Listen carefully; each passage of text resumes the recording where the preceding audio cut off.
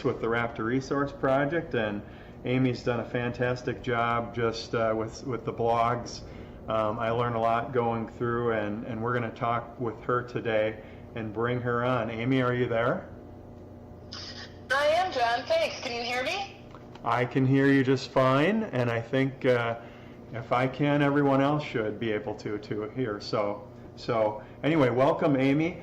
We're going to talk. I'm just going to make a little bit of a transition here from our welcome slide. We're going to go to a slide here, and I will let you talk about the eaglet development. Okay, so hi everybody, and what John said, thanks for joining us.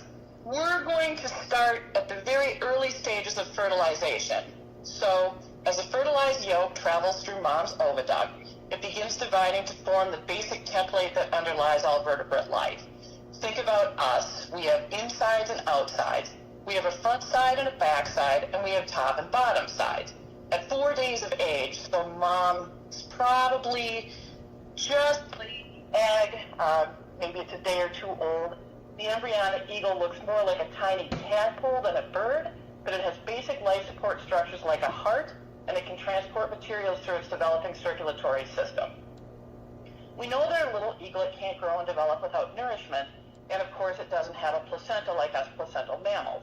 Early in embryonic development, 3 membranes seal around the eaglet, forming a womb of sorts that supports it as it grows. The egg yolk and some albumin provides nourishment, and the membranes exchange oxygen and gaseous waste with the outside world, which sets the stage for embryonic growth, right? Because you can have all the insides, outsides, tops, bottoms that you want, but without materials like nourishment and the ability to exchange gases, the eaglet can't grow. So if you look at the first eaglet at left, it has leg, wing, and tail buds, the beginnings of an eye, you can just see it there, and a clearly defined head.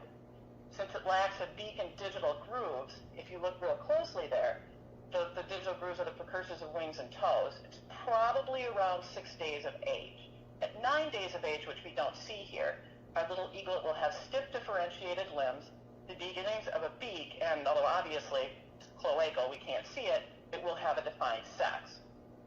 If you look at eaglet 2, you'll see that looks a little bit more like a bird. And it's about 50% of the way to hatch. It has a beak. You can look, if you look real close, you can see its little beak, toes, bent limbs, and eyes that take up most of its head. But it needs to develop scales, nails, rough pads, and down feathers. So you can think of this sort of being naked at this point. It's got the basic structures laid into place.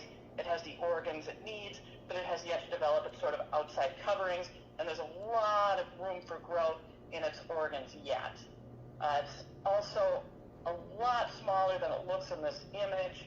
Our eaglet takes up maybe at this point about 1/8 of the volume of the egg. By 24 days of age, about 65% of the way to hatch, or the third eaglet from the left, most of the major changes are done. It still looks kind of weird if you take a look at it. Its eyes need to grow into its sockets.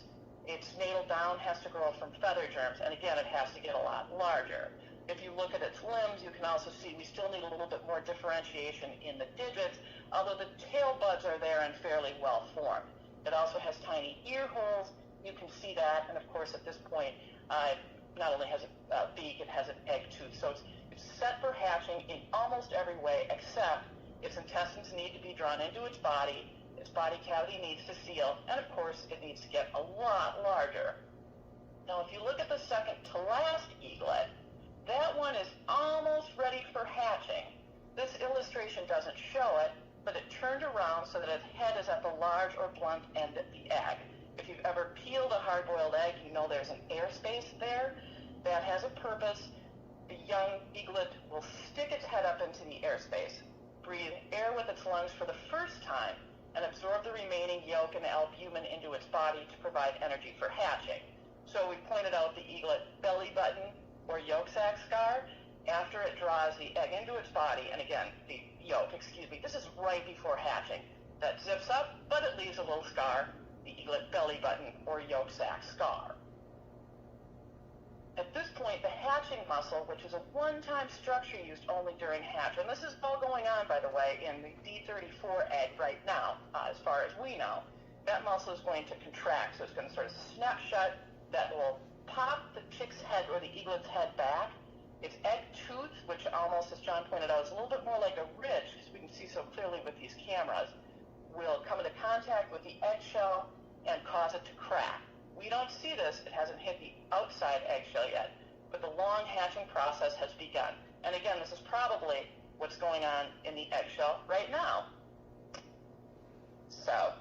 That's great. And from you, John. Thank you. yeah, and we're going to take a look at a video creation of, it's actually chicken, but very similar in the video part of that. And you can hang on for that too, Amy, if you just want to mark out any major points that are happening. It does have some audio, some music to it, so I'll leave that on there, but I'm going to leave you on air if you want to make any comments with me while we go through this. But that diagram there, thanks to Dr. Sharp and the Institute for Wildlife Studies putting that sequential graphic together there, and Frank Lilly and William Sillen for that artistry here. So we're going to take a quick check at Mom. It looks like she's still incubating, and nothing has changed there.